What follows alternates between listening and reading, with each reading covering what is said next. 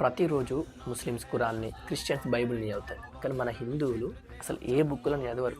మన హిందువులకు మన హోలీ బుక్కులు చదవాలన్నా కానీ బద్ధకం.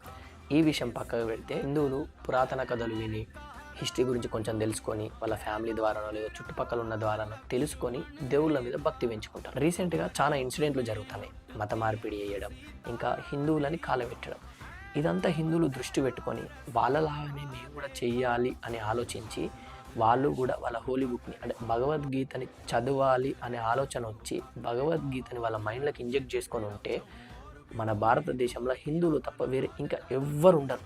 మన హిందువుల జోలికి రావాలంటే ఎన్నులా వణుకు ఊటేటట్టు చేస్తారు. కాబట్టి ఇదంతా దృష్టిలో పెట్టుకొని వేరే దేశం నుంచి వచ్చిన మీరు మా దేశంలో మీ దేవుని పూజించుకుంటా మా దేవుని గౌరవిస్తే బాగుంటుంది.